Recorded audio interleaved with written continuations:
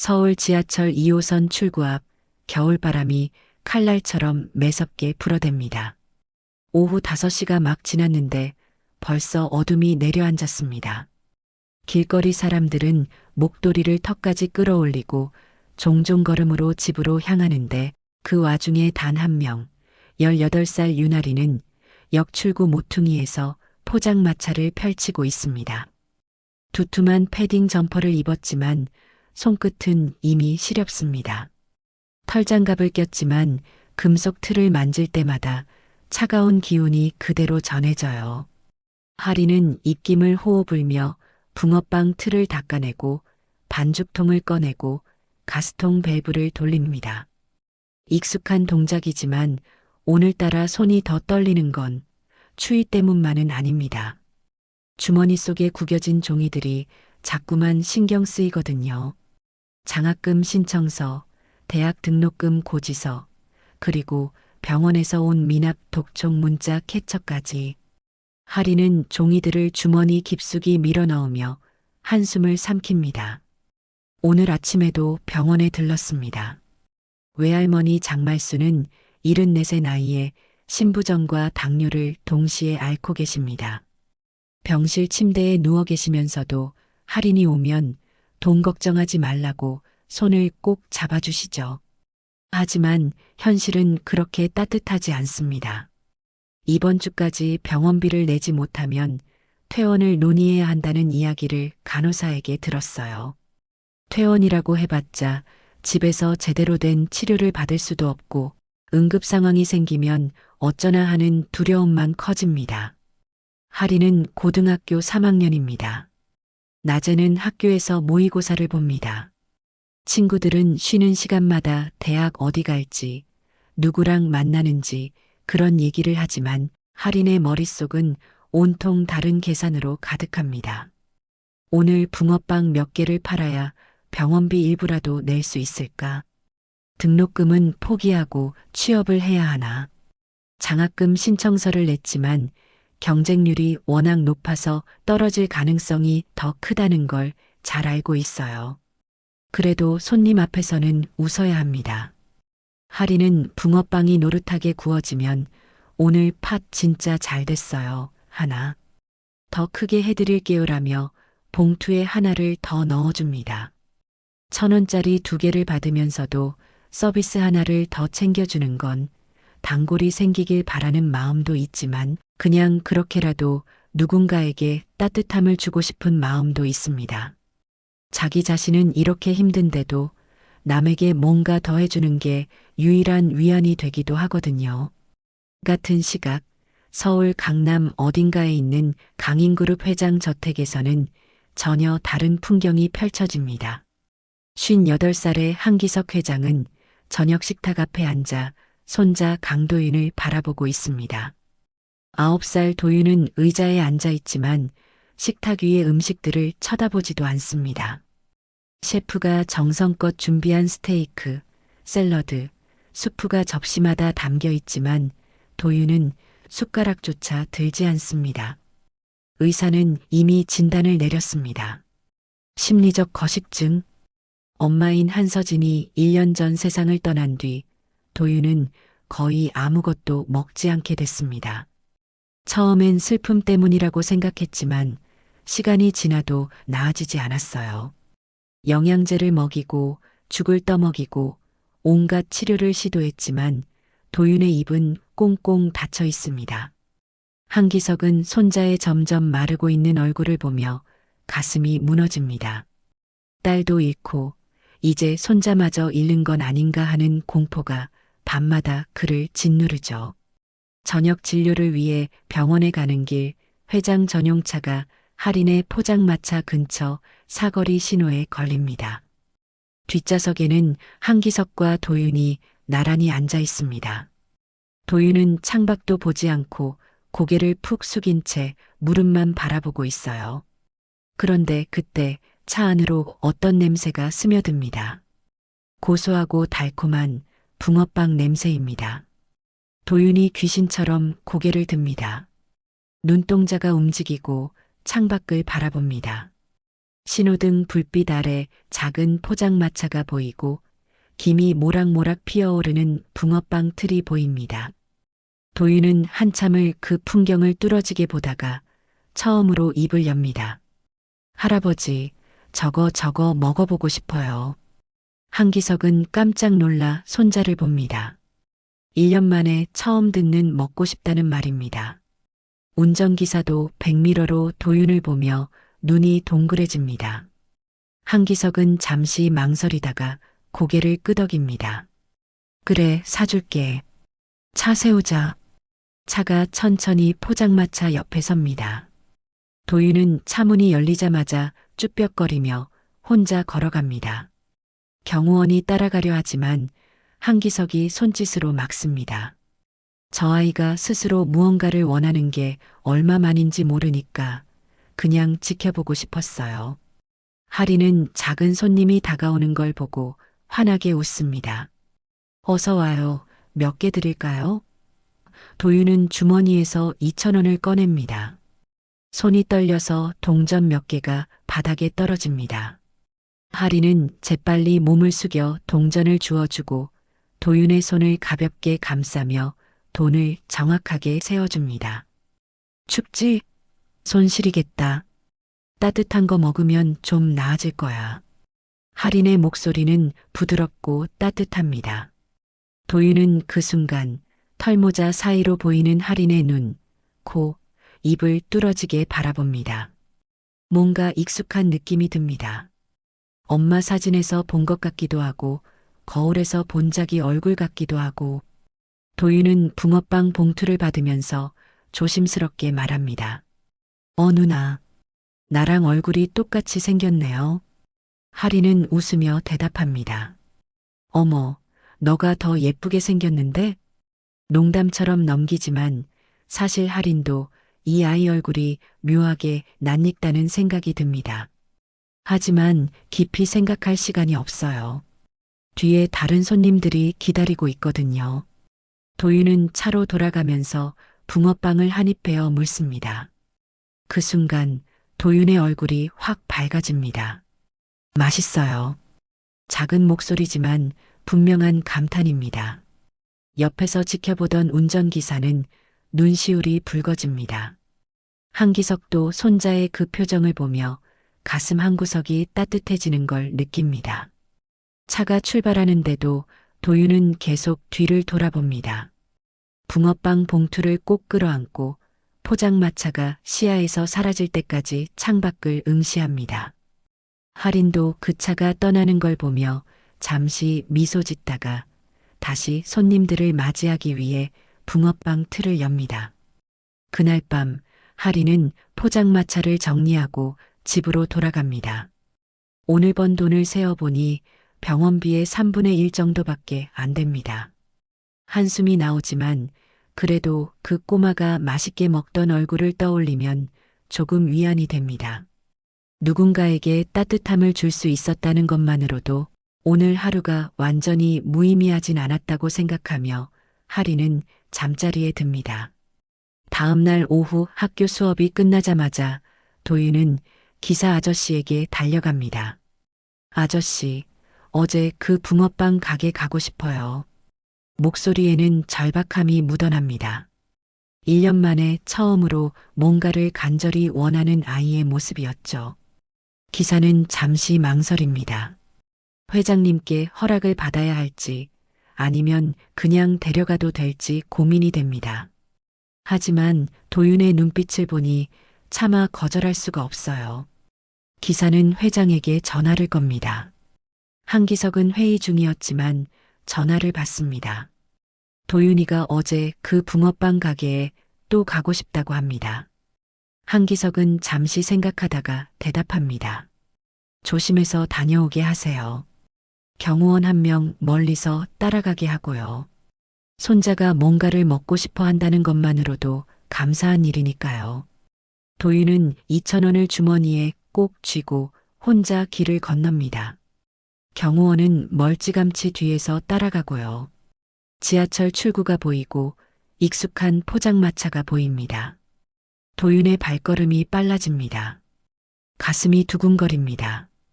어제 먹었던 그 따뜻함이, 그 달콤함이 다시 떠오릅니다. 하리는 오늘도 붕어빵 틀 앞에 서 있습니다. 손님이 몇 명 지나간 뒤 잠시 한가해진 틈에 작은 발소리가 들립니다. 고개를 드니 어제 그 꼬마가 또 와 있어요. 하리는 환하게 웃으며 손을 흔듭니다.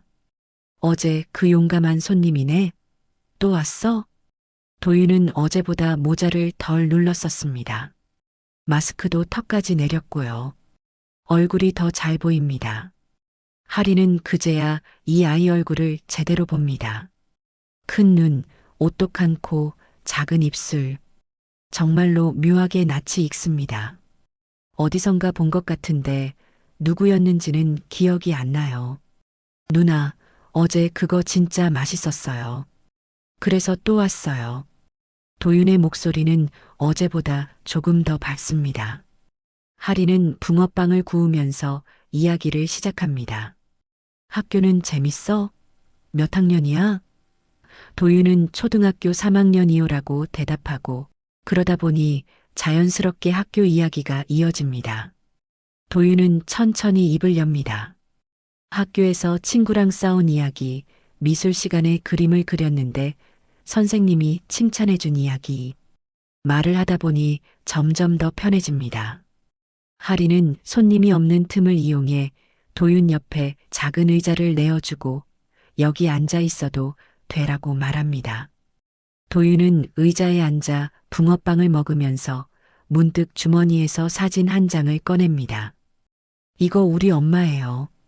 사진 속엔 젊은 여자가 환하게 웃고 있습니다. 하리는 사진을 보고 엄마 정말 예쁘시다라고 말합니다. 도윤은 조용히 대답합니다. 엄마는 1년 전에 하늘나라로 갔어요.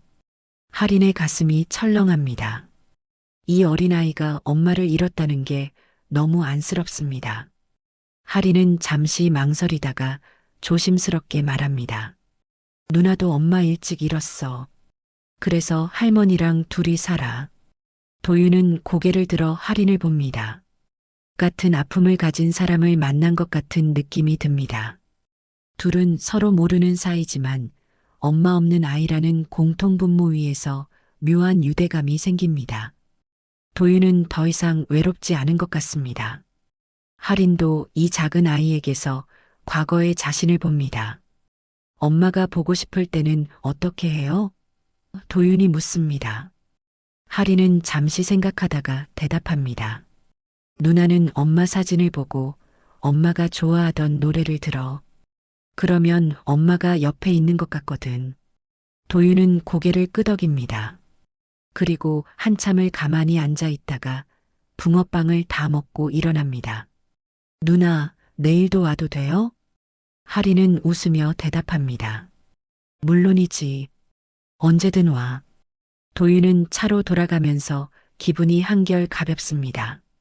집에 돌아온 도윤은 저녁 식탁에 앉습니다.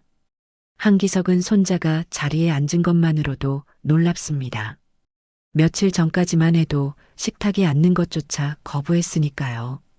그런데 오늘은 죽 한 숟가락을 떠서 입에 넣습니다.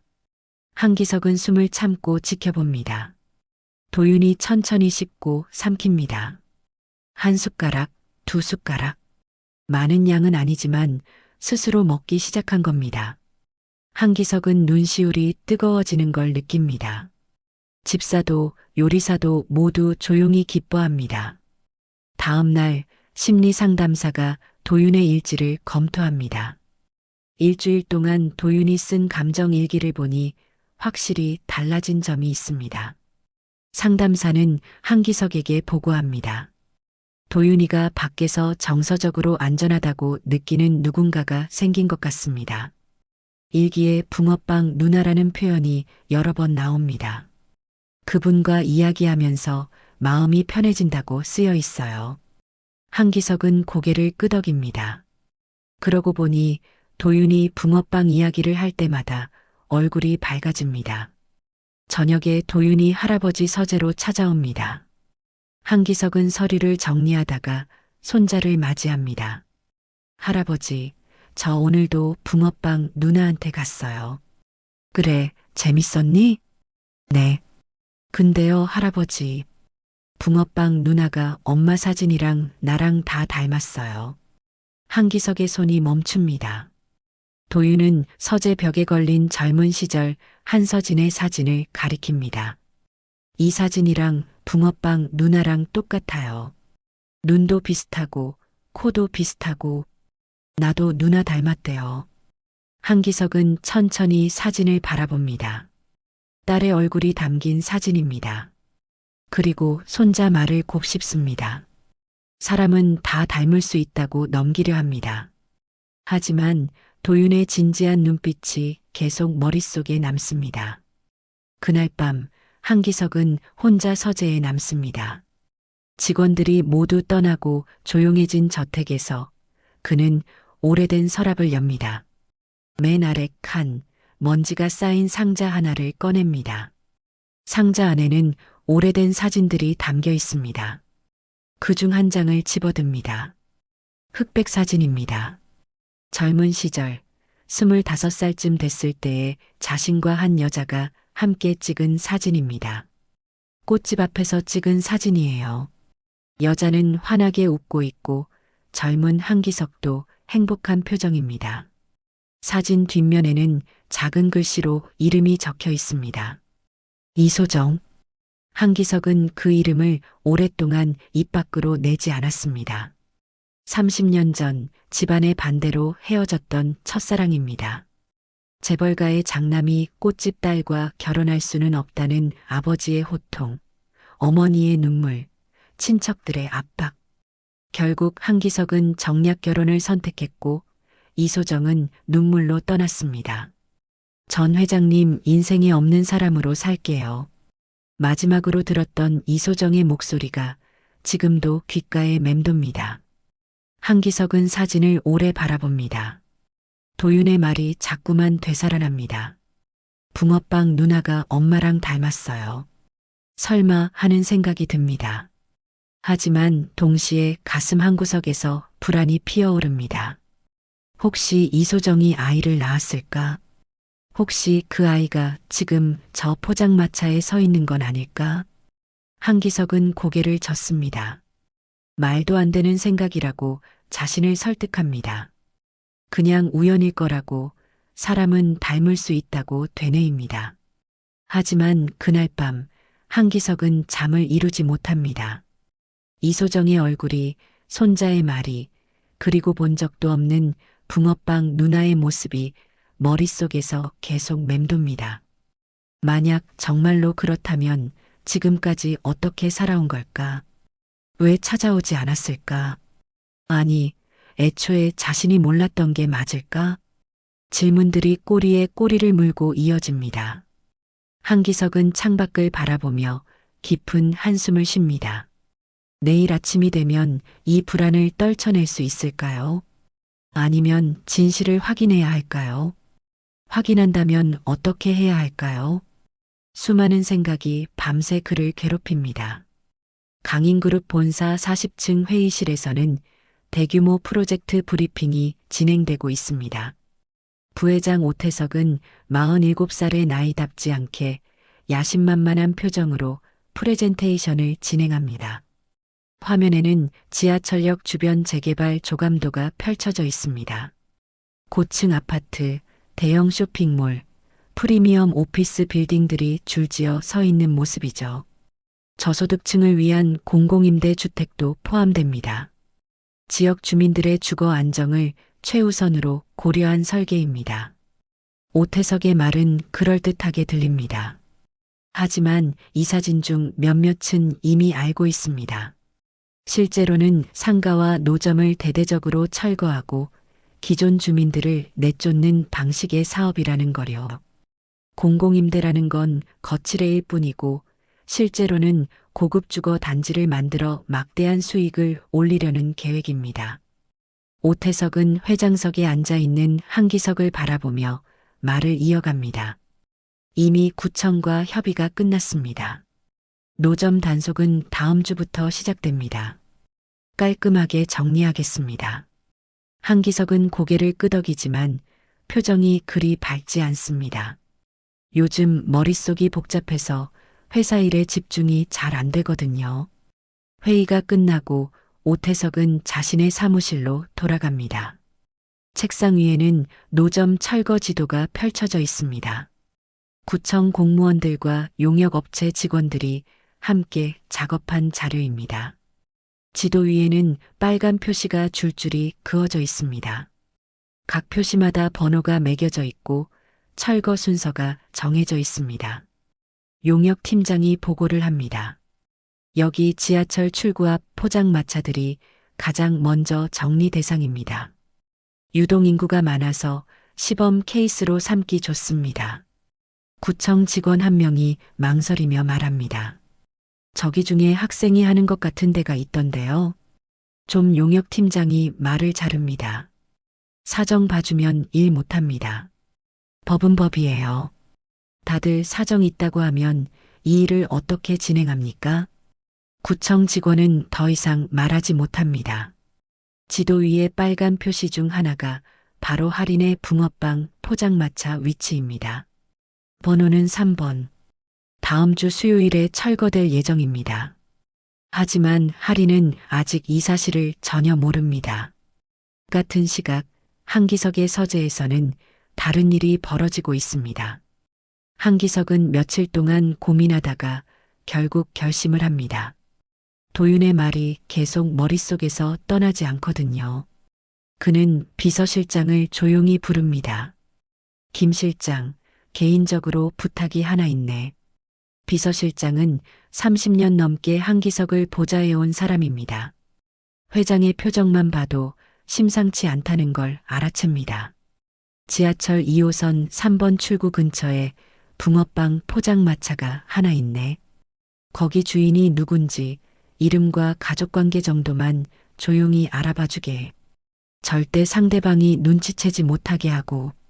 비서실장은 잠시 놀라지만 곧 고개를 숙입니다. 알겠습니다. 사흘 안에 보고 드리겠습니다. 한기석은 손을 저으며 말합니다. 급한 건 아니네. 조심스럽게 알아봐주게. 흔적이 남으면 안 돼. 사흘이 지났습니다. 비서실장은 저녁 늦은 시간 회장 서재를 찾아옵니다. 손에는 얇은 서류 봉투가 들려 있습니다. 한기석은 책을 덮고 비서실장을 맞이합니다. 앉게. 비서실장은 조심스럽게 봉투를 건넵니다. 조용히 알아봤습니다. 구청 주민등록과 자료와 병원 기록을 확인했습니다. 한기석은 봉투를 받아 천천히 엽니다. 손이 미세하게 떨립니다. 첫 장을 펼칩니다. 신상 정보가 적혀 있습니다. 이름 윤아린, 나이 18세, 현 주소 서울시 관악구, 가족 외할머니 장말순, 74세, 외할머니 병력 신부전, 당뇨, 현재 입원 치료 중. 한기석은 천천히 다음 장으로 넘깁니다. 가족관계 증명서 사본입니다. 그리고 거기서 그의 눈이 멈춥니다. 어머니 이소정 사망, 10년 전 교통사고, 아버지 공난. 한기석의 숨이 멎습니다. 이소정. 그 이름을 보는 순간 시간이 멈춘 것 같습니다. 30년 전 꽃집 앞에서 마지막으로 만났던 그 여자의 이름입니다. 동명이인일 수도 있습니다. 흔한 이름은 아니지만 세상에 같은 이름을 가진 사람이 없는 건 아니니까요. 하지만 출생신고 불안공난이라는 문장을 보는 순간 한기석의 심장이 쿵 내려앉습니다. 아버지 없이 태어난 아이입니다. 이소정이 혼자 키웠다는 뜻입니다. 그리고 10년 전에 교통사고로 세상을 떠났습니다. 한기석은 서류를 내려놓고 눈을 감습니다. 비서실장이 조심스럽게 묻습니다. 회장님, 괜찮으십니까? 한기석은 대답하지 않습니다. 머릿속이 복잡합니다. 혹시 정말로 내 딸인가? 이소정이 아이를 낳았는데 내가 몰랐던 건가? 왜 연락하지 않았을까? 아니, 연락했는데 내가 거부한 건 아닐까? 기억을 되짚어 봅니다. 정략 결혼을 하고 난 뒤 이소정에게서 연락이 온 적이 있었던가? 없었습니다. 아니, 정확히는 모릅니다. 당시 어머니와 비서들이 모든 연락을 차단했으니까요. 그 여자에게서 온다는 편지나 전화는 모두 막았습니다. 혹시 그때 이소정이 임신 사실을 알리려 했던 건 아닐까? 한기석은 손으로 얼굴을 감쌉니다. 죄책감이 밀려옵니다. 동시에 두려움도 올라옵니다. 만약 정말로 내 딸이라면 지금까지 어떻게 살아온 걸까? 외할머니 손에 자라면서 노점상으로 생계를 이어가며 고생한 거잖아요. 그 모든 세월을 나는 이렇게 편하게 살면서 모르고 있었다는 겁니까? 하지만 동시에 다른 목소리도 들립니다. 아니야, 확실하지 않아. 동명이인일 수도 있어. 함부로 단정하지 마. 한기석은 서류를 다시 펼쳐봅니다. 윤아린의 생년월일을 확인합니다. 계산을 해봅니다. 자신이 이소정과 헤어진 시점에서 약 한 달 뒤에 태어났을 시기입니다. 시기가 맞습니다. 한기석은 비서실장을 봅니다. 이 내용은 누구에게도 말하지 말게. 나도 좀 더 생각해 봐야겠네. 비서실장은 고개를 숙이고 물러납니다. 혼자 남은 한기석은 창밖을 바라봅니다. 소정아, 내가 정말 아이를 낳았던 거니? 왜 말하지 않았어? 아니, 말했는데 내가 못 들은 건가? 그는 결심합니다. 직접 보기 전까지 함부로 단정하지 말자. 다만 최소한 해는 끼치지 말아야 한다. 만약 정말 내 딸이라면 더 이상 고생하게 둘 수는 없다. 그런데 한기석이 모르는 사실이 하나 있습니다. 이미 구청에서는 철거 공고문을 게시판에 붙여놓았습니다. 작은 글씨로 눈에 잘 띄지 않는 구석에 법적으로는 통보를 했다고 주장할 수 있을 만큼만 붙여놨죠. 하리는 학교와 병원과 장사에 치여서 그 공고문을 보지 못했습니다. 카메라는 두 장면을 번갈아 보여줍니다. 한쪽에서는 한기석이 서류를 붙잡고 고뇌하는 모습, 다른 한쪽에서는 할인이 포장마차 앞에서 오늘도 붕어빵을 굽는 모습, 그리고 구청 사무실 벽에 붙은 철거 일정표, 수요일이 점점 다가오고 있습니다. 한기석은 마음속으로 다짐합니다. 내일 당장 가서 확인해야 할까? 아니면 좀 더 조사를 해야 할까? 유전자 검사를 하려면 어떻게 접근해야 할까? 생각이 꼬리를 물고 이어집니다. 하지만 시간은 그를 기다려주지 않습니다. 철거 날짜는 이미 정해져 있고 용역팀은 준비를 마쳤으니까요. 아침부터 불길한 예감이 듭니다. 하리는 병원에 들렀습니다. 할머니 병실에 가기 전에 간호사실에서 먼저 불려갔거든요. 간호사는 미안한 표정으로 말합니다. 보호자님, 죄송하지만 이번 주까지 미납금을 정리하지 못하시면 퇴원을 논의해야 할 것 같습니다. 할인의 머릿속이 하얗게 변합니다. 저 조금만 더 시간을 주시면 안 될까요? 제가 열심히 벌고 있어요. 일주일만, 아니 사흘만 더요. 간호사는 고개를 젓습니다. 저희도 최대한 배려해 드렸습니다. 하지만 병원도 운영이 있어서요. 원장님께서 더 이상은 어렵다고 하셨습니다. 하리는 병실로 들어갑니다. 할머니는 침대에 누워 텔레비전을 보고 계십니다. 할인이 들어오자 환하게 웃으십니다. 우리 할인이 왔네. 학교는? 할인은 억지로 웃으며 대답합니다. 잘 다녀왔어요. 할머니는 오늘 컨디션 어때요? 할머니는 손을 흔듭니다. 좋아, 좋아. 너무 걱정하지 마라. 할머니 괜찮아. 하지만 할머니의 손은 예전보다 더 말라있고 얼굴색도 좋지 않습니다. 하리는 할머니 손을 꼭 잡으며 다짐합니다. 오늘만 잘 벌면 오늘만. 중얼거리듯 되뇌이며 병원을 나섭니다. 날씨는 유난히 춥습니다. 하늘은 잔뜩 흐리고 바람은 뼈를 애는 듯합니다. 발밑에는 며칠 전 내렸던 눈이 녹아서 생긴 얼음 웅덩이들이 군데군데 남아 있습니다. 하리는 포장마차 준비를 시작합니다. 평소보다 일찍 나왔습니다.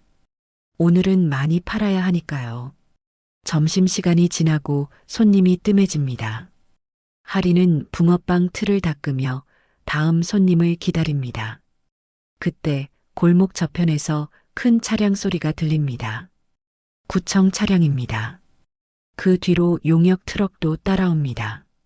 하리는 이상한 예감에 고개를 듭니다. 구청 직원 2명과 용역 팀원 4, 5명이 내립니다. 그중 한 명이 확성기를 들고 외칩니다. 불법 노점상 철거 나왔습니다. 해당 구역 노점 운영자는 즉시 정리하시기 바랍니다. 할인의 가슴이 철렁합니다. 주변에 다른 노점들도 몇 개 있는데 용역 직원들이 하나씩 다가가기 시작합니다. 할인의 포장마차 앞에도 한 명이 섭니다. 여기도 정리 대상입니다. 지금 바로 치워주세요. 할인은 당황해서 말합니다. 저 통보 못 받았는데요. 잠깐만요. 오늘만 장사하고 제가 바로 정리할게요. 내일부터는 안 나올게요. 구청 직원이 서류를 꺼내며 말합니다. 공고는 일주일 전에 나갔습니다. 게시판에 붙여놨고요. 할인은 황급히 말합니다. 저 그거 못 봤어요. 정말 몰랐어요. 제발 오늘만 좀 해주세요. 할머니 병원비 내야 해요.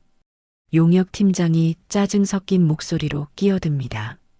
다들 사정 있어요. 아가씨만 힘든 줄 알아요? 원칙대로 합니다. 빨리 비키세요. 하리는 포장마차 앞을 막아서며 애원합니다. 제발요, 이게 저희 할머니 병원비예요. 제가 가진 건 이거밖에 없어요. 제발 이것만은. 하지만 용역 직원들은 들은 척도 하지 않습니다. 2명이 포장마차를 잡고 끌기 시작합니다. 하리는 필사적으로 붙잡지만 힘으로는 상대가 되지 않습니다. 붕어빵 틀이 바닥에 떨어지고 반죽통이 쏟아지고 가스통이 구르고 작은 의자들이 하나둘 트럭 위로 던져집니다. 안 돼요. 제발. 그것만은 안 돼요. 할인의 목소리는 절규에 가깝습니다. 오래 쓴 붕어빵 틀은 할머니가 처음 장사를 시작할 때부터 쓰던 것입니다. 반죽통도 가스통도 의자도 모두 하나하나 모아서 산 것들입니다. 할인의 전 재산이자 생계수단이자 유일한 희망입니다. 할인은 트럭 앞을 막아섭니다. 제발요, 다시는 안 할게요. 그러니까 제발 이것만 돌려주세요. 제발요. 눈물이 흐릅니다. 목이 메입니다. 덩치 큰 용역 직원이 다가와 할인의 어깨를 잡습니다. 비켜라. 일 방해하지 말고. 할인이 뿌리치려 하지만 힘이 붙입니다.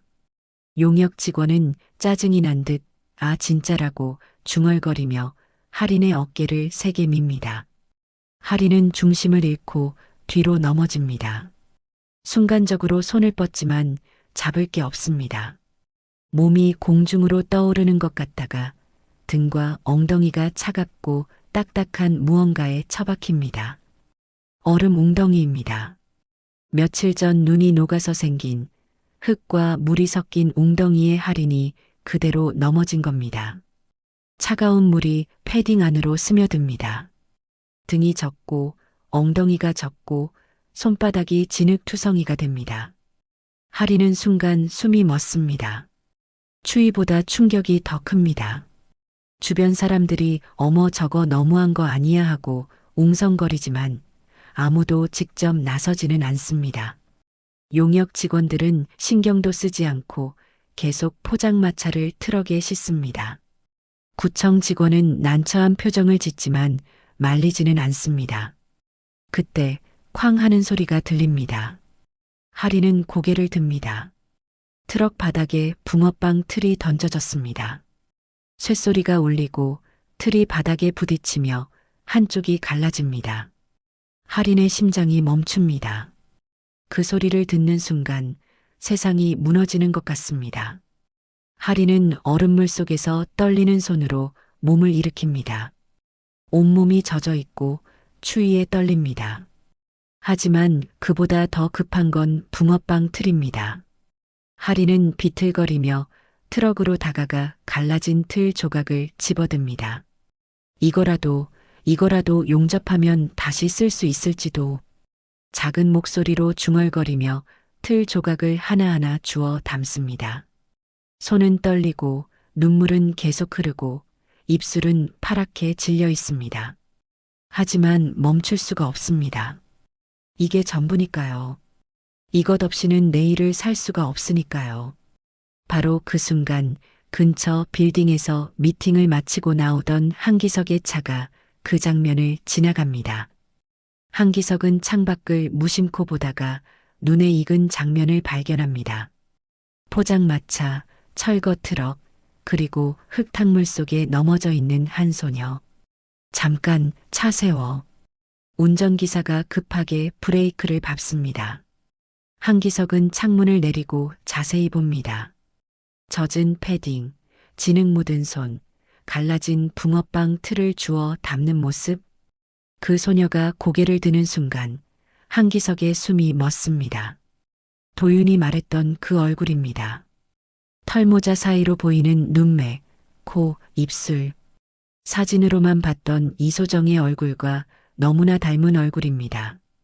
그리고 지금 그 아이는 흙탕물 속에서 부서진 틀을 주우며 울고 있습니다. 비서가 조심스럽게 말합니다. 회장님, 그냥 가시죠. 위험합니다. 저런 일은 구청 관할이고요. 한기석은 대답하지 않습니다. 손이 떨립니다. 가슴이 뜁니다. 머릿속에서 수많은 생각이 스쳐 지나갑니다. 저 아이가 정말 내 딸이라면, 내가 몰랐던 내 딸이 저렇게 무너지고 있다면, 30년 전 이소정을 지키지 못했던 것처럼 또다시 모른 척하고 지나가야 하는가. 한기석은 차문을 엽니다. 비서가 놀라서 말립니다. 회장님, 가지만 한기석은 이미 차에서 내렸습니다. 구두를 신은 발로 포장마차 현장을 향해 걸어갑니다. 용역 직원들은 여전히 짐을 싣고 있습니다. 한기석의 목소리가 울려 퍼집니다. 당장 멈추시오.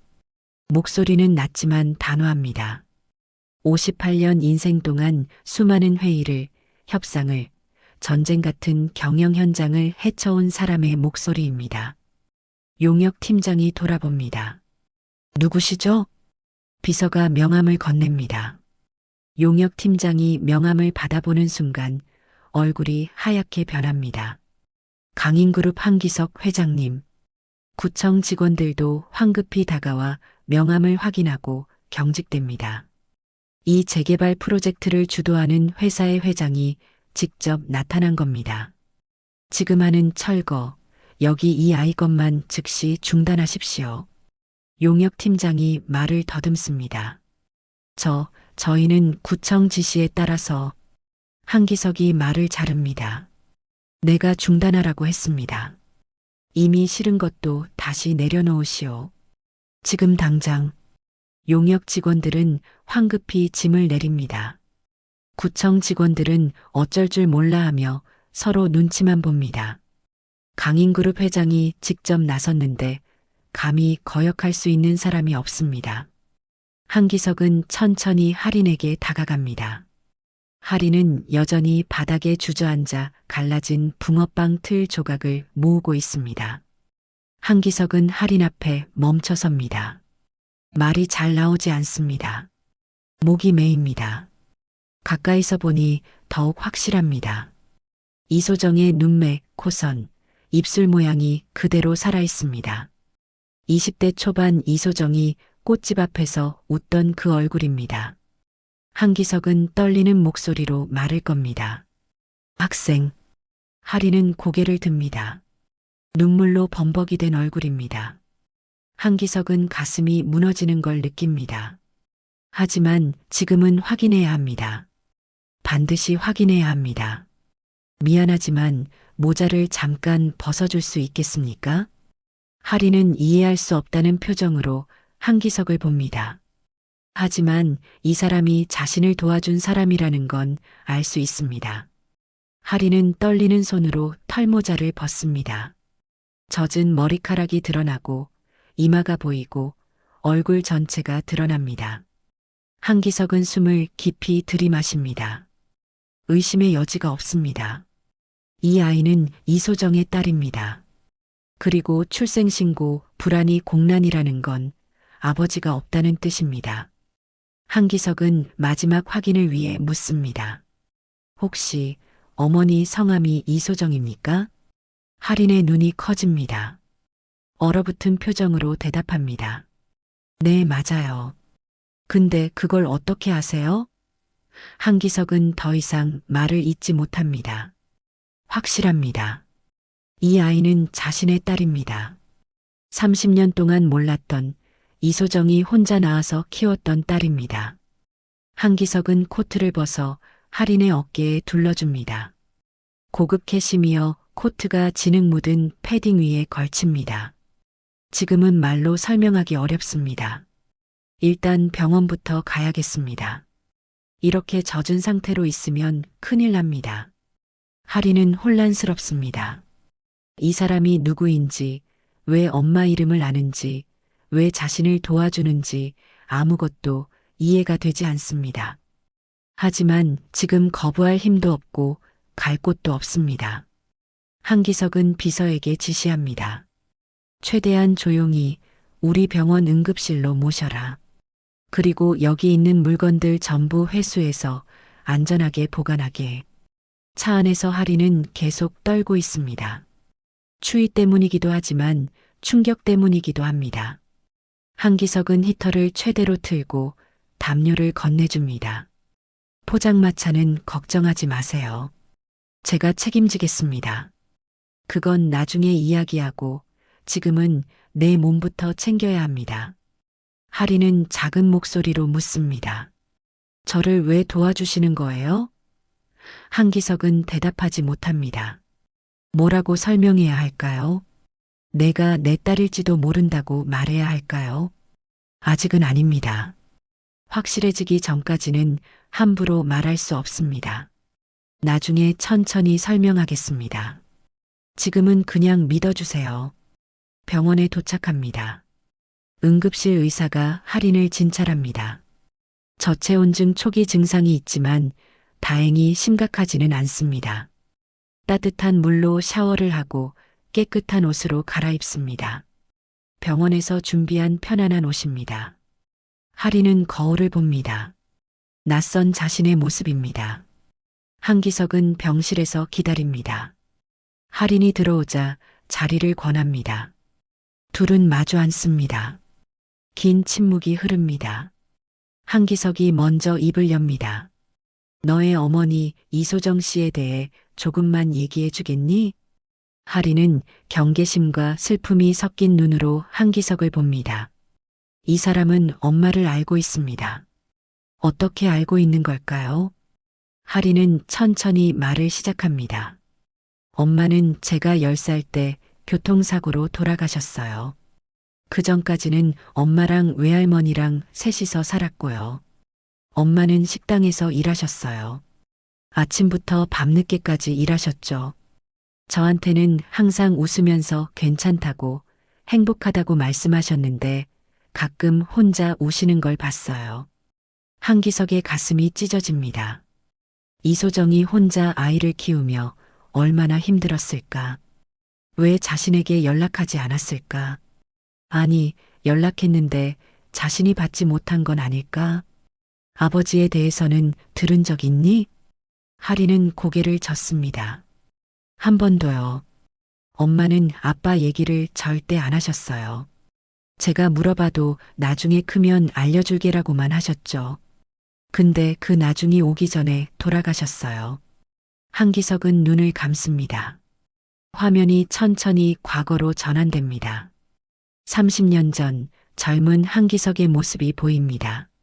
25살 아버지가 운영하던 회사를 막 물려받기 직전입니다.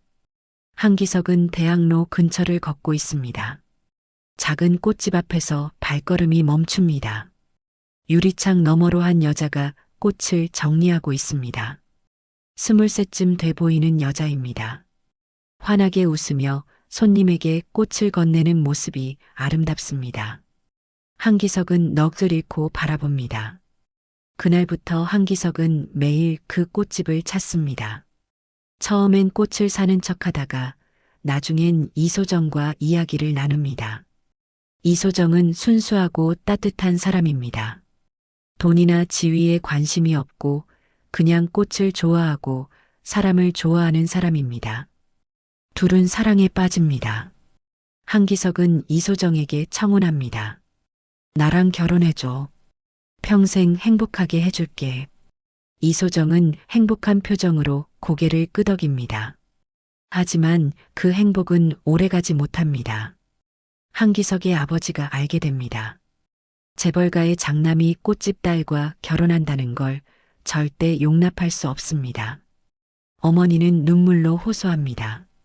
내가 그 여자와 결혼하면 집안이 망한다. 이미 정해진 혼처가 있잖니. 친척들도 모두 반대합니다. 한기석은 버티려 합니다.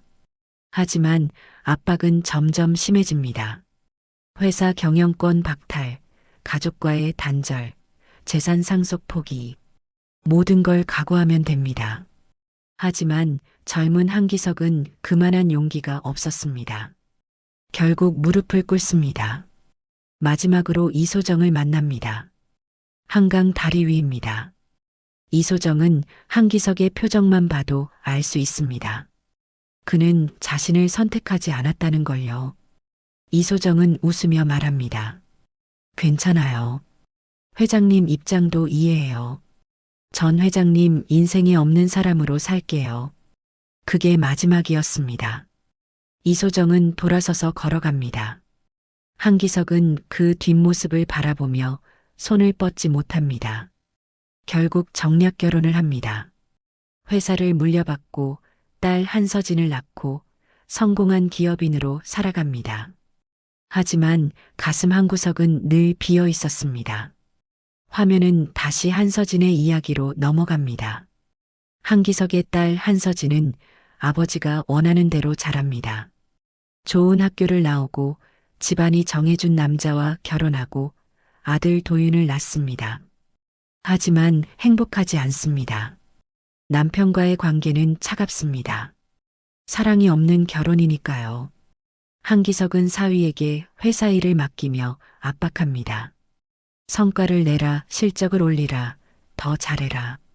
사위는 스트레스를 한서진에게 풀고 한서진은 점점 병들어갑니다. 출산 후 산후 우울증이 옵니다. 치료를 받지만 나아지지 않습니다. 아이를 돌보는 것조차 힘들어합니다. 한기석은 그때서야 뭔가 잘못됐다는 걸 깨닫지만 이미 늦었습니다. 한서진은 결국 세상을 떠납니다. 한기석은 딸의 장례식장에서 무너집니다. 내가 사랑했던 여자도 내 딸도 결국 집안과 체면을 앞세우다 잃었습니다. 모두 자신의 잘못입니다. 용기가 없어서, 사랑을 지키지 못해서, 딸의 행복을 챙기지 못해서 벌어진 일입니다. 화면은 다시 현재로 돌아옵니다. 한기석은 할인 앞에서 낮은 목소리로 말합니다. 내 어머니를 지켜주지 못한 사람이 나일지도 모른다. 할인은 눈을 크게 뜹니다. 한기석은 계속 말합니다. 30년 전 나는 이소정이라는 여자를 사랑했다. 하지만 집안의 반대로 그녀를 떠나보냈다. 그 뒤로 소식을 듣지 못했다. 하지만 지금 내 얘기를 듣고 보니 그녀가 혼자 아이를 낳아 키웠던 것 같다. 할인의 손이 떨립니다. 한기석은 정면으로 할인을 봅니다. 그래서 내가 내게 어떤 존재인지 확인해야 할 필요가 있다. 그래야만 앞으로 어떻게든 책임질 수 있을 것 같다. 할인은 숨을 고릅니다. 이 사람이 자기 아버지일지도 모른다는 뜻입니다. 30년 동안 한 번도 본 적 없는 아버지가 지금 눈앞에 앉아 있을지도 모릅니다. 한기석은 유전자 검사 이야기를 꺼냅니다.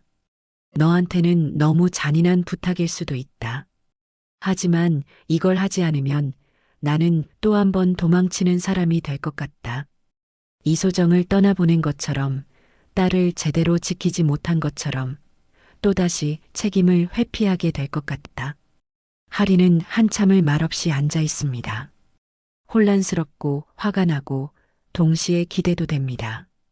평생 궁금했던 아버지가 누구인지 알 수 있다는 기대. 하지만 동시에 두렵기도 합니다. 만약 아니라면 어쩌죠? 만약 맞다면 또 어떻게 해야 할까요? 하리는 마침내 입을 엽니다. 확인이라도 해야겠죠. 그래야 저도 뭘 포기하고 뭘 붙잡을지 정할 수 있으니까요. 유전자 검사를 위한 체열은 간단합니다. 면봉으로 구강 점막을 살짝 긁어내는 것만으로도 충분합니다. 하지만 그 간단한 절차를 마치고 나오는 길, 할인과 한기석의 발걸음은 무겁기만 합니다. 결과가 나오기까지 일주일이 걸린다고 합니다. 일주일. 짧다면 짧고 길다면 긴 시간입니다. 한기석은 회사로 돌아갑니다. 이사회 보고가 예정되어 있습니다. 하지만 회의실에 앉아 있어도 눈앞에 서류가 제대로 들어오지 않습니다. 부회장 오태석이 분기 실적을 설명하는데 숫자들이 그냥 스쳐 지나갑니다. 재개발 프로젝트 진행 상황을 보고하는데도 귀에 들어오지 않습니다. 머릿속에는 온통 할인의 얼굴뿐입니다. 흙탕물 속에서 무너져 내리던 모습, 붕어빵 틀 조각을 주워 담던 떨리는 손, 그리고 확인이라도 해야겠죠라고 말하던 단호하면서도 슬픈 눈빛. 한기석은 펜을 놓고 이마를 짚습니다. 옆에 앉은 이사가 조심스럽게 묻습니다. 회장님, 괜찮으십니까? 한기석은 고개를 끄덕이며 대답합니다. 계속하세요. 밤이 되어 저택으로 돌아옵니다. 도윤이 현관까지 뛰어나와 맞이합니다. 할아버지, 오늘 붕어빵 누나 못 봤어요. 포장마차가 없어졌어요. 한기석은 가슴이 철렁합니다. 그렇습니다. 철거 때문에 하리는 당분간 장사를 할 수 없습니다. 도윤은 실망한 표정으로 말합니다. 누나 어디 간 거예요? 아프신 건 아니죠? 한기석은 손자를 안아 올립니다. 누나는 괜찮아. 조금 쉬고 있는 거야. 곧 다시 볼 수 있을 거야. 도윤은 고개를 끄덕이지만 여전히 불안한 표정입니다. 한기석은 도윤을 재우고 홀로 서재로 갑니다. 책상 위에는 이소정의 오래된 사진이 놓여 있습니다. 한기석은 사진을 들여다봅니다. 소정아, 내가 아이를 낳았다는 걸 왜 말하지 않았어? 아니, 말했는데 내가 못 받은 건가? 만약 알았다면, 만약 그때 용기를 냈다면 너와 하린이는 이렇게 고생하지 않았을 텐데. 자책이 밀려옵니다. 동시에 기대도 섞여 있습니다. 만약 검사 결과가 부녀 관계로 나온다면 이제라도 할인을 지킬 수 있습니다. 학비도 생활비도 할머니 병원비도 모두 해결해 줄 수 있습니다. 늦었지만 아버지로서 책임을 질 수 있습니다. 하지만 동시에 두렵기도 합니다. 만약 아니라면 어떻게 하죠? 그냥 우연이었다면, 이 모든 게 착각이었다면 어쩌죠? 한기석은 창밖을 바라보며 밤을 지새웁니다. 서울의 야경이 반짝이지만 그의 마음은 어둡기만 합니다. 같은 시각 하리는 병원 근처 작은 고시원에 누워 있습니다. 한기석이 당분간 쉬라며 마련해준 방입니다. 깨끗하고 따뜻합니다. 침대도 푹신하고 책상도 있고 작은 창문으로 밤하늘도 보입니다. 하지만 하리는 잠을 이룰 수가 없습니다. 머릿속이 복잡합니다. 저 사람이 정말 내 아버지일까? 엄마는 왜 아빠 얘기를 안 하셨을까? 엄마도 사랑했던 사람이었을까? 아니면 원망했던 사람이었을까? 만약 검사 결과가 아니라고 나오면 어떻게 하죠? 다시 포장마차를 할 수 있을까? 철거당한 물건들은 돌려받을 수 있을까? 하리는 베개를 껴안고 엄마를 떠올립니다. 엄마는 항상 웃었습니다. 힘들어도 지쳐도 돈이 없어도 할인 앞에서는 웃었습니다. 우리 할인이가 있어서 엄마는 행복해라고 말했습니다. 하지만 가끔 밤에 혼자 우는 소리를 들었습니다. 어린 할인은 왜 우는지 몰랐습니다. 지금 생각해보면 엄마는 아빠가 그리웠던 걸까요? 일주일이 흘러갑니다. 한기석에게는 가장 긴 일주일입니다. 회사 일이 손에 잡히지 않습니다. 집에서도 편히 쉬지 못합니다. 밥맛이 없고 잠도 제대로 못 잡니다. 비서실장이 걱정스러운 표정으로 묻습니다. 회장님, 건강검진을 받아보시는 게 어떻겠습니까? 한기석은 손을 저으며 대답합니다. 괜찮네. 그냥 좀 피곤할 뿐이야. 할인에게도 긴 일주일입니다. 고시원에 있으면서 할머니 병실을 매일 찾아갑니다. 한기석이 이미 병원비를 정리했다는 걸 뒤늦게 알았습니다. 간호사가 보호자분 병원비 전액 납부하셨어요 라고 말했을 때 할인은 어떻게 반응해야 할지 몰랐습니다. 고마우면서도 복잡합니다. 저 사람이 아버지라서 도와주는 건지 아니면 그냥 착한 사람이어서 도와주는 건지 알 수가 없습니다. 할머니는 할인의 표정이 평소와 다르다는 걸 눈치챕니다. 무슨 일 있니? 할인은 고개를 젓습니다. 아무것도 아니에요. 할머니는 그냥 편히 쉬세요. 할머니에게는 아직 말할 수 없습니다. 검사 결과가 나오기 전까지는 함부로 희망을 주고 싶지 않습니다. 드디어 일주일이 지났습니다. 병원에서 연락이 옵니다. 검사 결과가 나왔습니다. 내일 오전 10시에 진료실로 오시면 됩니다. 한기석은 전화를 끊고 깊은 숨을 쉽니다. 내일이면 모든 게 확실해집니다. 할인에게도 같은 연락이 갑니다. 할인은 휴대폰을 꼭 쥐고 창밖을 바라봅니다. 다음 날 아침 병원 진료실 앞에서 할인과 한기석이 마주칩니다. 둘 다 일찍 왔습니다. 잠을 설쳐서 새벽부터 준비했습니다. 서로 눈인사를 나누고 진료실 문을 엽니다. 의사가 맞이합니다. 앉으세요. 책상 위에는 하얀 봉투가 놓여 있습니다. 그냥 평범한 어사봉투입니다. 하지만 그 안에 담긴 내용이 두 사람의 인생을 바꿀 것입니다. 의사는 조심스럽게 말합니다.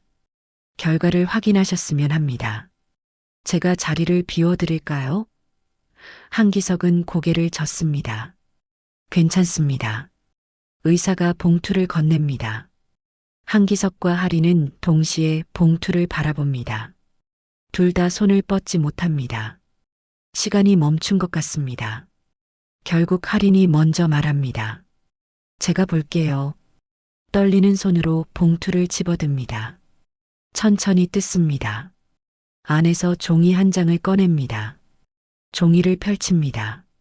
맨 위에 글자가 보입니다. 할인의 목소리가 떨립니다. 부녀관계 확률 99.99%. 숫자가 찍혀 있습니다. 의심의 여지가 없습니다. 한기석은 종이를 자신의 손으로 다시 확인합니다. 같은 문장입니다. 부녀관계 99.99%. 거의 100%입니다. 확실합니다. 한기석은 종이를 들고 있던 손이 떨립니다. 그대로 의자에 주저앉습니다. 얼굴을 두 손으로 감쌉니다. 58년 인생 처음으로 남들 앞에서 목 놓아옵니다. 소리가 새어나옵니다. 소정아, 미안하다. 할인아, 미안하다. 같은 말을 반복합니다. 의사는 조용히 자리를 비켜줍니다. 진료실에는 한기석과 할인만 남습니다. 한기석은 계속 웁니다. 널 버리려고 한 적은 없지만 모른 채 살아온 것도 버린 거나 다름없다. 할인도 눈물이 납니다. 평생 궁금했던 아버지가 눈앞에 있습니다. 그리고 그 아버지는 지금 무너져 내리고 있습니다. 하리는 어떤 감정인지 정확히 모르겠습니다. 기쁨인지 슬픔인지 원망인지 안도인지 구분이 안 됩니다. 모든 감정이 한꺼번에 밀려옵니다. 한기석은 한참 만에 고개를 듭니다. 눈이 빨갛게 충혈되어 있습니다.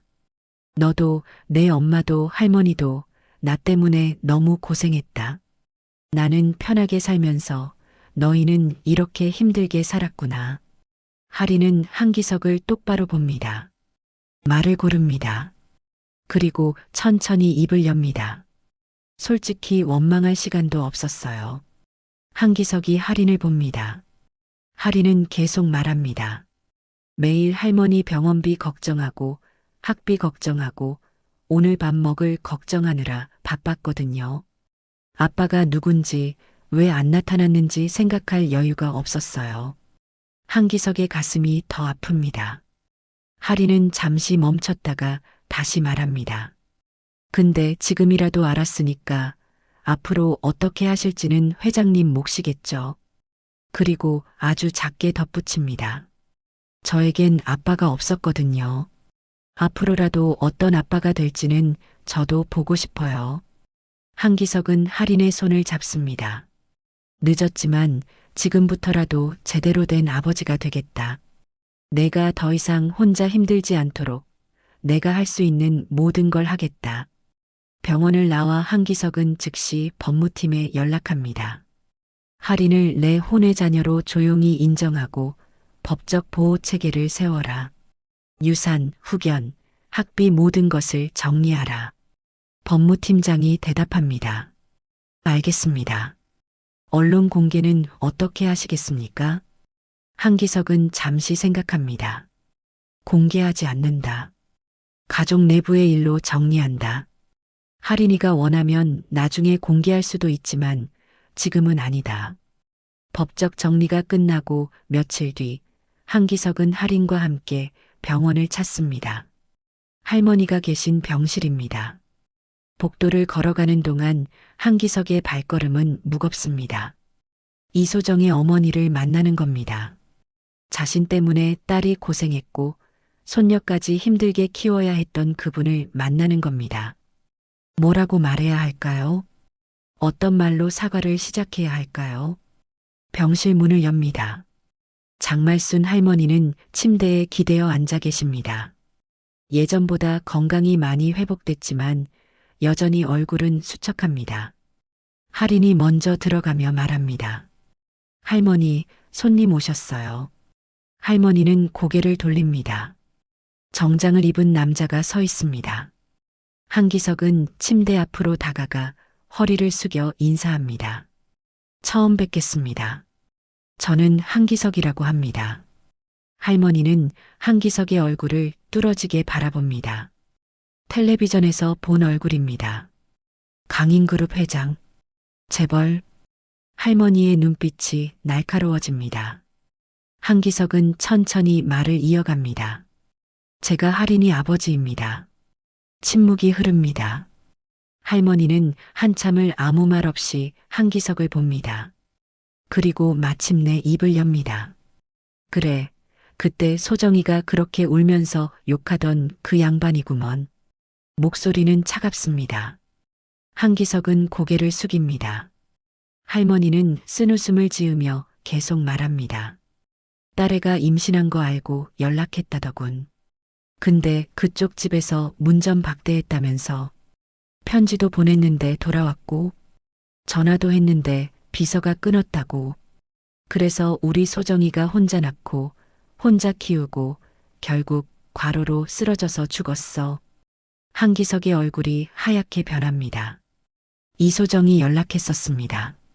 하지만 자신에게는 전달되지 않았습니다. 어머니와 비서들이 모두 막았던 겁니다. 한기석은 무릎을 꿇습니다. 침대 앞 바닥에 그대로 무릎을 꿇고 깊이 절을 합니다. 소정을 지켜주지 못했고 할인이를 할머니께서 대신 키워주셨습니다. 평생 갚아도 못 갚을 빚입니다. 할머니는 처음엔 돌아보지도 않습니다. 한참을 그렇게 있다가 한숨을 쉬며 말합니다. 이제 와서 뭔 소용이냐?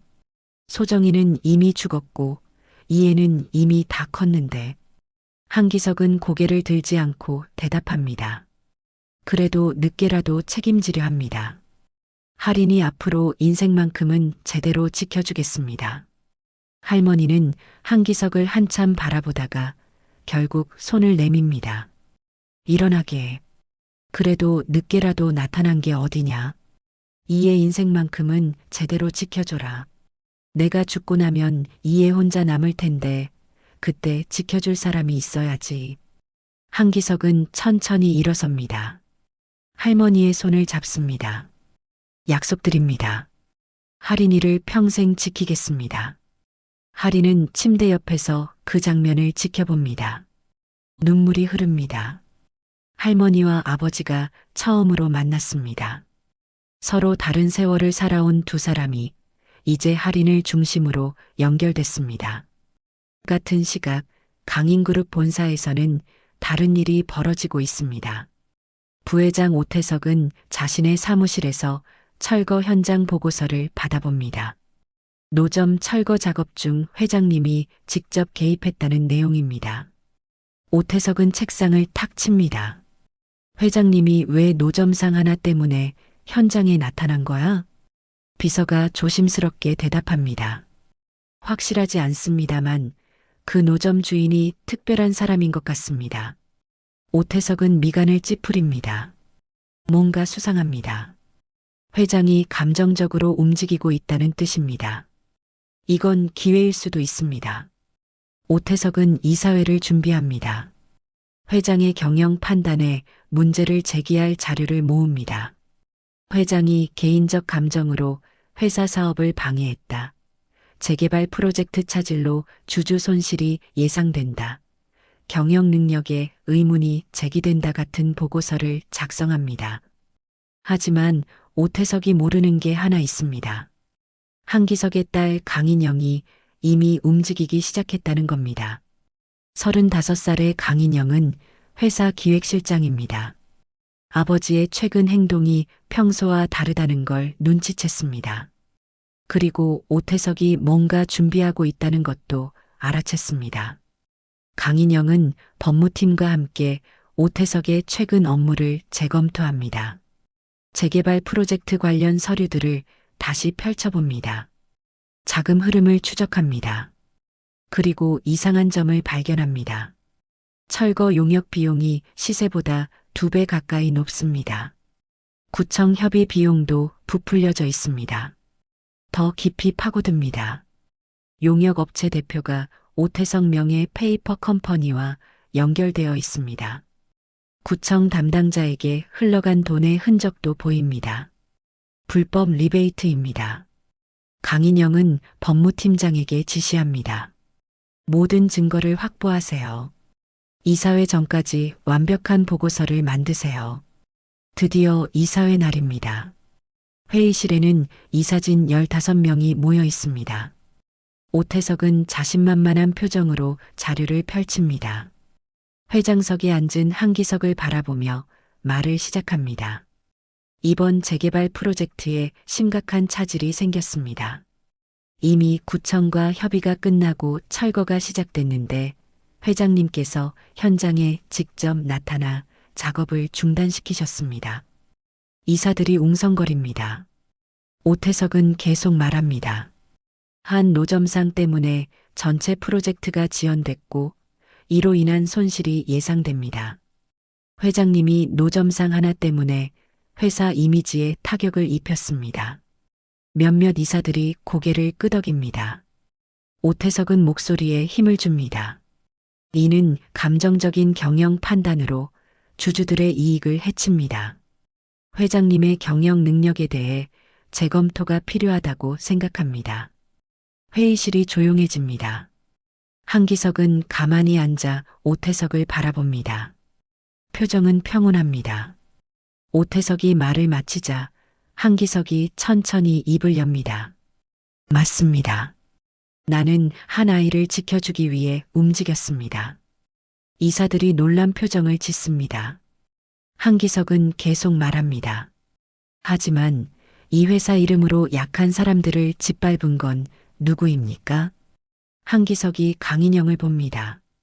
강인영이 일어서서 파일을 나눠줍니다. 이사들이 파일을 펼칩니다. 오태석의 얼굴이 굳어집니다. 강인영이 설명을 시작합니다. 재개발 프로젝트 과정에서 오태석 부회장 명의의 페이퍼 컴퍼니로 자금이 흘러갔습니다.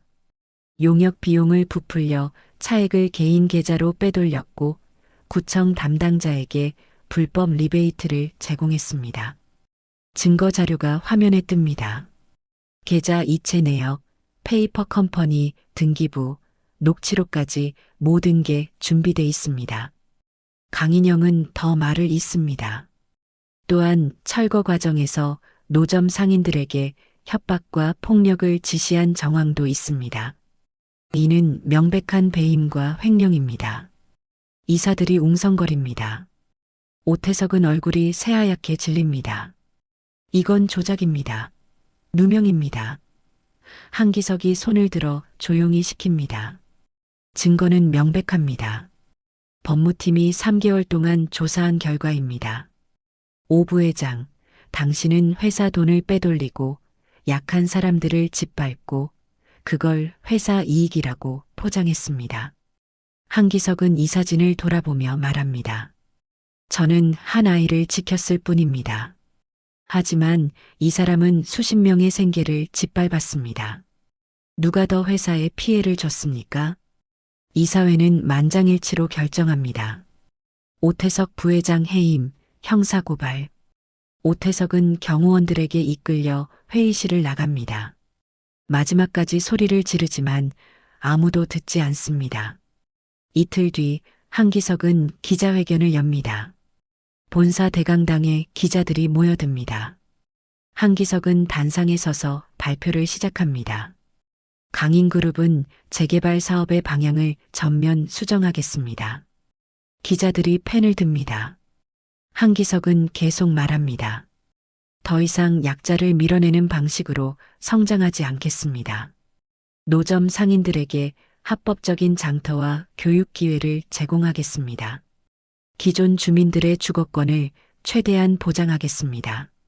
기자 한 명이 질문합니다. 수익성이 떨어지지 않습니까? 한기석은 고개를 끄덕입니다. 단기적으로는 그럴 수 있습니다. 하지만 장기적으로는 더 건강한 성장입니다. 사람을 짓밟고 세운 건물은 결국 무너집니다. 그리고 한기석은 새로운 발표를 합니다. 오늘 소정말순 장학재단 설립을 발표합니다. 화면에 재단 로고가 뜹니다. 한기석은 설명을 이어갑니다. 어려운 환경의 청소년들을 지원하는 재단입니다. 노점이나 야간 노동을 하며 공부를 포기하지 않는 청년들을 돕겠습니다.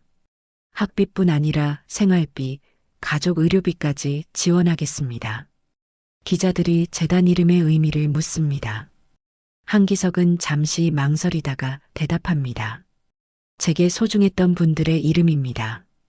더 자세한 이야기는 개인적인 부분이라 양해 부탁드립니다. 일주일 뒤 재단 내부 행사가 열립니다. 언론에는 공개하지 않은 작은 행사입니다. 회사 임원진과 재단 관계자들만 모였습니다. 한기석은 단상에서 첫 장학생을 소개합니다. 이 재단의 첫 번째 장학생을 소개합니다. 할인이 단상으로 올라옵니다. 깨끗한 정장을 입었습니다. 머리를 단정하게 묶었습니다. 한기석은 할인을 보며 말합니다. 이 학생은 고등학교 3학년 재학 중이며 할머니를 모시고 노점 장사를 하며 학업을 이어왔습니다. 앞으로 이 재단이 이 학생의 대학 진학과 미래를 전폭 지원하겠습니다. 박수가 터집니다. 회사 임원들은 모두 알고 있습니다. 저 학생이 회장에 숨겨졌던 딸이라는 것을요. 공식적으로는 말하지 않지만 내부에서는 다 아는 사실입니다. 하리는 긴장한 표정으로 인사합니다. 열심히 공부하겠습니다. 감사합니다. 행사가 끝나고 한기석과 하리는 함께 걸어 나옵니다. 복도를 걸으며 한기석이 말합니다. 부담스럽지? 하리는 고개를 저으며 대답합니다. 괜찮아요. 이제 적응해야죠. 한기석은 미소 짓습니다. 천천히 하면 돼. 너한테는 시간이 있어. 시간이 흘렀습니다. 1년하고도 반이 지났습니다. 계절이 4번 바뀌고 하린의 삶도 완전히 달라졌습니다.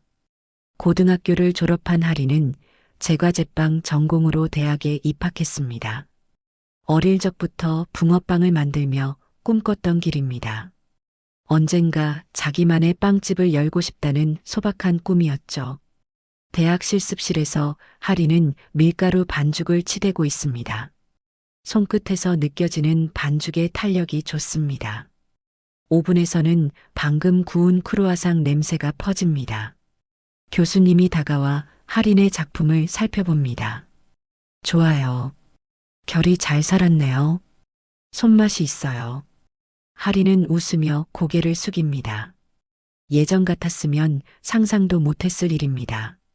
제대로 된 학교에서 좋은 재료로 마음껏 공부할 수 있다는 게요.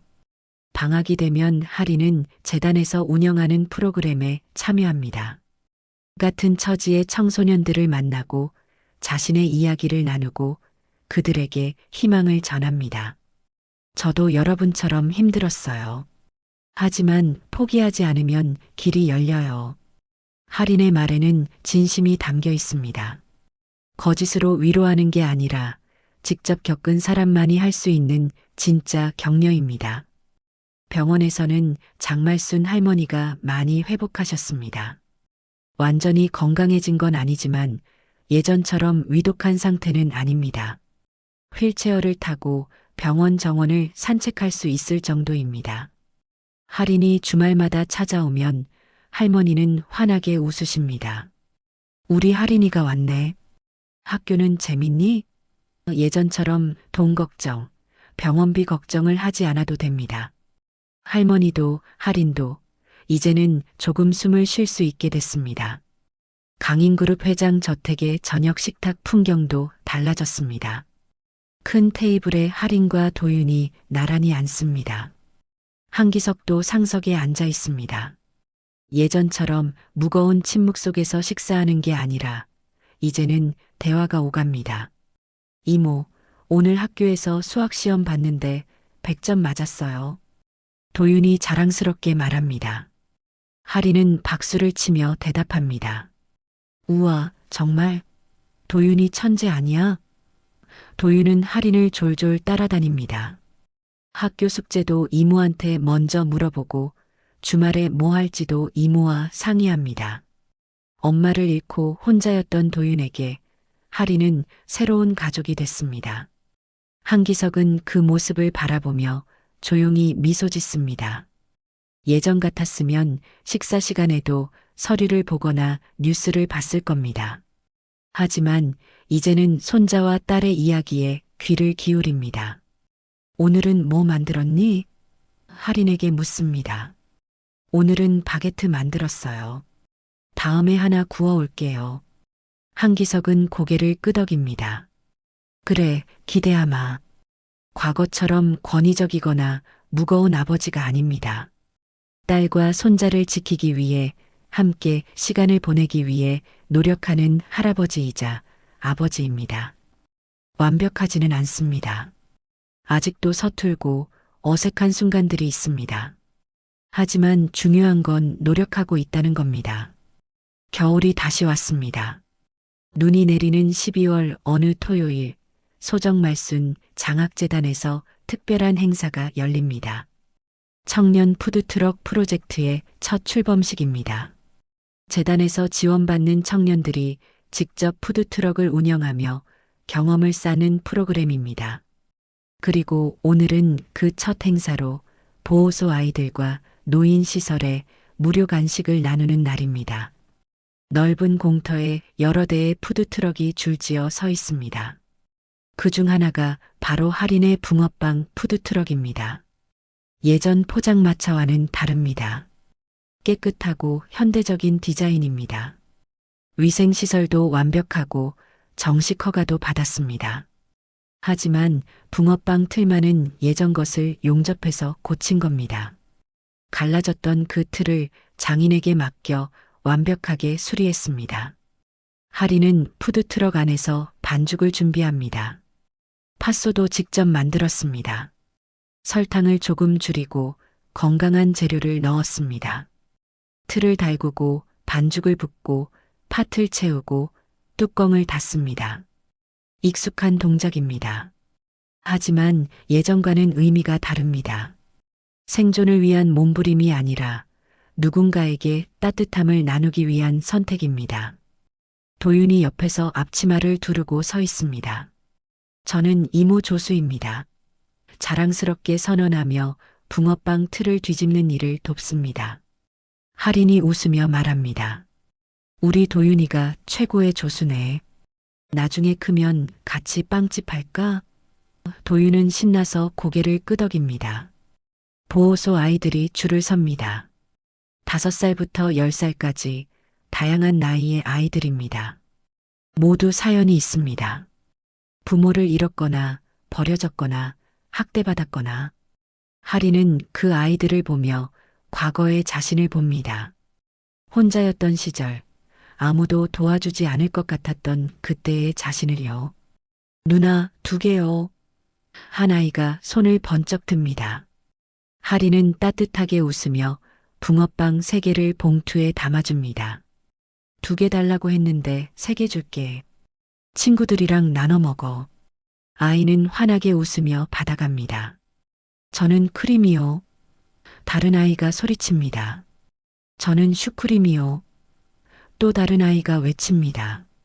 하리는 아이들 한 명 한 명과 눈을 맞춥니다. 이름을 물어보고 몇 살인지 물어보고 오늘 뭐 했는지 물어봅니다. 그냥 붕어빵을 건네주는 게 아니라 관심을 보여줍니다. 누군가 자신을 신경 써준다는 느낌을 주고 싶습니다. 하린도 그런 관심이 필요했던 아이였으니까요. 노인시설에서 오신 어르신들도 한쪽에 자리를 잡고 계십니다. 할머니, 할아버지들이 손주처럼 어린 하린을 보며 미소 짓습니다. 아가, 고맙다. 이런 걸 공짜로 나눠주다니. 하린은 공손하게 인사합니다. 맛있게 드세요. 따뜻할 때 드시는 게 제일 맛있어요. 조금 떨어진 곳에서 한기석이 그 모습을 지켜봅니다. 코트 깃을 세우고 조용히 서서 딸을 바라봅니다. 비서가 옆에 서 있지만 한기석은 말이 없습니다. 그냥 바라볼 뿐입니다. 머릿속에 1년 반 전의 그날이 떠오릅니다. 흙탕물 속에서 무너져 내리던 할인의 모습, 갈라진 붕어빵 틀을 주워 담던 떨리는 손, 울음 섞인 목소리로 제발이라고 애원하던 그 장면. 한기석의 가슴이 다시 아려옵니다. 그때의 자신은 너무 늦게 왔습니다. 이미 하리는 혼자서 너무 많은 고통을 겪은 뒤였습니다. 하지만 지금은 다릅니다. 지금 눈앞에 하리는 웃고 있습니다. 아이들에게 붕어빵을 건네주며 어르신들과 이야기를 나누며 도윤과 장난치며 웃고 있습니다. 더 이상 생존을 위해 싸우는 게 아니라 누군가를 돕기 위해 선택한 시간입니다. 한기석은 혼잣말처럼 중얼거립니다. 이제야 겨울이 끝난 것 같구나. 비서는 그 말을 듣지 못한 척합니다. 한기석의 눈가가 촉촉해집니다. 50대 후반의 재벌 회장이 푸드트럭 행사장에서 눈물을 글썽이는 모습은 어울리지 않을지도 모릅니다. 하지만 한기석은 개의치 않습니다. 이건 한 아버지가 딸을 위해 흘리는 눈물이니까요. 해가 지고 행사가 끝납니다. 푸드트럭들이 하나둘 정리되고 아이들과 어르신들도 돌아갑니다. 하린과 도윤은 함께 트럭을 청소합니다. 한기석이 다가와 묻습니다. 힘들지 않았니? 하린은 고개를 젓습니다. 아니요. 정말 좋았어요. 아이들이 행복해하는 걸 보니까 저도 행복했어요. 집으로 돌아오는 길, 차 안에서 도윤은 피곤해서 잠들어 버립니다. 하린도 창밖을 보며 잠잠합니다. 한기석이 조심스럽게 묻습니다. 내 엄마 생각 많이 나지? 하리는 고개를 끄덕입니다. 네. 오늘 특히 많이 생각났어요. 엄마도 이렇게 누군가를 도와주는 걸 좋아하셨거든요. 저택에 도착해 도윤을 재우고 하리는 자기 방으로 갑니다. 예전 고시원 방과는 비교할 수 없을 만큼 넓고 편안한 방입니다. 하지만 하리는 사치스럽게 꾸미지 않았습니다. 책상, 침대, 옷장, 그리고 작은 서랍장 하나. 거기에 소중한 것들을 보관합니다. 하리는 서랍을 열고 오래된 사진첩을 꺼냅니다. 엄마 이소정의 사진들이 담겨 있습니다. 젊은 시절 꽃집 앞에서 찍은 사진, 하린을 안고 찍은 사진, 하린의 초등학교 입학식 날 찍은 사진. 하린은 엄마의 환한 미소를 바라봅니다. 엄마. 작은 목소리로 부릅니다. 대답은 없지만 하린은 계속 말합니다. 나 이제 혼자 아니야. 할머니도 있고 아빠도 있고 도윤이도 있어. 엄마가 혼자 감당했던 무게를 이제는 여러 명이 나눠서 들고 있어. 사진 속 엄마는 여전히 웃고 있습니다. 하리는 사진을 가슴에 꼭 안습니다. 엄마가 못 받은 사과랑 미안함이 나한테 너무 많이 왔어. 아빠가 계속 미안하다고 하시거든. 근데 있잖아. 이제는 괜찮아. 엄마도 나도 이제는 괜찮을 것 같아. 하린의 눈에서 눈물이 흐릅니다. 하지만 슬픈 눈물은 아닙니다. 해방의 눈물, 안도의 눈물, 감사의 눈물입니다. 엄마가 받았어야 할 사랑이 이렇게 넘치니까 나도 다른 사람들한테 나눠줄게. 오늘 본 아이들처럼 힘든 사람들한테 따뜻함을 줄게. 그게 엄마가 바랐던 일이겠지? 하리는 사진을 다시 서랍에 넣습니다. 그리고 창밖을 봅니다. 눈이 내립니다. 하얀 눈송이들이 조용히 내려앉습니다. 겨울이지만 더 이상 춥지 않습니다. 이제는 따뜻한 곳이 있고 돌아갈 집이 있고 함께 있을 사람들이 있으니까요. 다음 주 토요일 다시 푸드트럭 행사가 열립니다. 이번에는 다른 지역 보호소입니다. 하리는 아침 일찍 트럭을 준비합니다.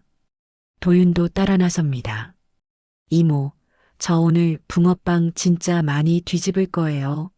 하리는 웃으며 도윤의 머리를 쓰다듬습니다. 트럭 앞에 아이들이 모여듭니다. 하리는 능숙하게 붕어빵을 굽고 도윤은 봉투를 나눠줍니다. 그때 한 아이가 하린의 얼굴을 뚫어지게 봅니다. 그리고 도윤과 하린을 번갈아 보며 말합니다. 누나랑 남동생이 되게 닮았어요. 하린은 웃으며 대답합니다. 응, 우리 가족이거든. 도윤도 웃으며 고개를 끄덕입니다. 그리고 하린을 올려다보며 조용히 말합니다. 이모, 우리 진짜 닮았죠? 예전 그 겨울밤 처음 만났을 때 했던 말과 똑같습니다. 하지만 이제는 의미가 다릅니다. 놀라움이 아니라 안도, 낯설미 아니라 친숙함, 두려움이 아니라 기쁨이 담긴 말입니다. 도윤은 미소 지으며 덧붙입니다. 근데 이젠 그게 좋아요. 좋은 사람 닮은 거니까. 하린의 눈에 눈물이 맺힙니다. 하지만 참습니다. 아이들 앞에서 울 수는 없으니까요. 대신 웃으며 대답합니다. 그래, 우리 서로 닮았어. 그리고 그게 정말 좋아. 카메라는 천천히 뒤로 물러납니다. 붕어빵 김이 모락모락 피어오르는 푸드트럭, 그 앞에 서서 웃고 있는 하린과 도윤, 그리고 멀리서 그 모습을 지켜보는 한기석의 뒷모습. 눈은 계속 내리지만 더 이상 차갑지 않습니다. 겨울은 끝나가고 있고 새로운 봄이 곧 올 것입니다. 닮은 얼굴들이 이제는 저주가 아니라 축복입니다. 서로를 이어주는 끈이고 함께 살아갈 이유이고 사랑의 증거입니다. 붕어빵 한 개로 시작된 인연이 이제는 한 가족을 만들었습니다. 그리고 그 가족은 또 다른 이들에게 따뜻함을 나누며 살아갈 것입니다. 화면이 서서히 어두워지고 붕어빵 굽는 소리와 아이들의 웃음소리만 남습니다. 이야기는 여기서 끝나지만 할인과 도윤과 한기석의 삶은 계속됩니다. 더 나은 내일을, 더 따뜻한 겨울을 함께 만들어가며 살아갈 것입니다.